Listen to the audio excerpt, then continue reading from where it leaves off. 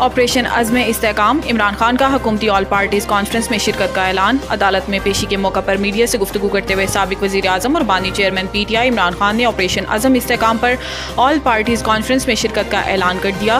انہوں نے کہا ہے کہ پی ٹی آئی ارکان آل پارٹیز کانفرنس میں صرف سننے کی حیثیت میں شرکت کریں گے۔ عمران خان کا کہنا تھا کہ اے پی سی میں شرکت کا فیصلہ صرف پاکستان کی خاطر کیا ہے۔ بانی چیئرمین پی ٹی آئی نے چیف جسٹس پر عدم اعتماد کا اظہار کرتے ہوئے جیل میں بھوک ہڑتال کا بھی اعلان کیا۔ انہوں نے کہا کہ وکلا کی مشاورت کے بعد بھوک ہڑتال کی حتمی تاریخ کا اعلان کروں گا۔ واضح رہے کہ حکومت نے آپریشن عزم استحکام کے حوالے سے اتحادی اور اپوزیشن جماعتوں کے تحفظات کو پیش نظر رکھتے ہوئے آل پارٹیز کانفرنس بلانے کا فیصلہ کیا، جس میں آپریشن عزم استحکام سے متعلق سیاسی جماعتوں کو اعتماد میں لیا جائے گا۔ پارٹی میں کوئی اختلاف نہیں، چھوٹی بات کو بڑھا چڑھا کر پیش کیا جاتا ہے۔ علی امین گنڈاپور۔ اسلام آباد خیبر پختونخوا کے وزیر اعلیٰ اور پی ٹی آئی رہنما علی امین گنڈاپور کا کہنا ہے کہ پارٹی میں کوئی اختلاف نہیں۔ وزیر اعلیٰ کے پی علی امین گنڈاپور نے اسلام آباد میں میڈیا سے گفتگو میں کہا کہ چھوٹی سی بات کو بڑھا چڑھا کر پیش کیا جاتا ہے، پارٹی میں کوئی اختلاف نہیں۔ بانی P T I Imran Khan کی رہائی کے لیے پوری پارٹی متحرک ہے۔ علی امین گنڈاپور کا مزید کہنا تھا کہ عدلیہ سے پوری امید ہے، انشاءاللہ بانی پی ٹی آئی کی رہائی ہوگی۔ ہم نے ثابت کیا کہ ہماری پارٹی آئین کے مطابق چلنے والی پارٹی ہے۔ ان کے کپڑوں میں کرپشن کے جتنے سوراخ ہیں ان کو جلد پتہ چل جائے گا۔ پی ٹی آئی کا آج مانسہرہ میں اور کل اسلام آباد میں جلسہ ہے۔ سعودی فرمانروا کا اہل اور قابل افراد کو سعودی شہریت دینے کا اعلان۔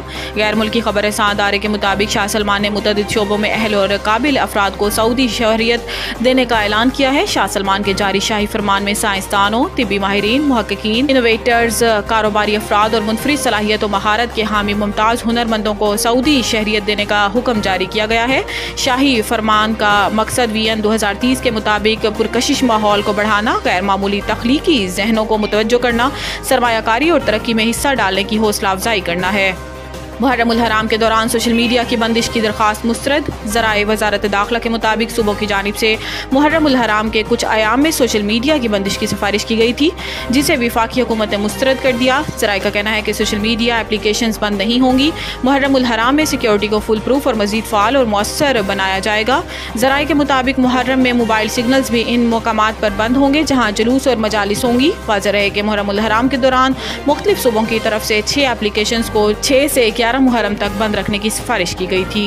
نوید ٹکا شاپ، منشی محلہ چوک۔ نیا انداز، نیا ذائقہ اور معیار ایک ساتھ۔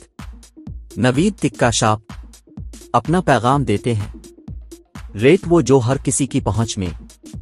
نوید ٹکا شاپ کی نئی آئٹم میں فش ٹکا، چکن پکوڑا، سجی چکن ٹکی، آلو چکن ٹکی، شامی کباب، بہترین اور صاف ستھرا ماحول، ذائقے دار بہترین کھانوں کا مرکز، ایک بار ضرور آزمائیں۔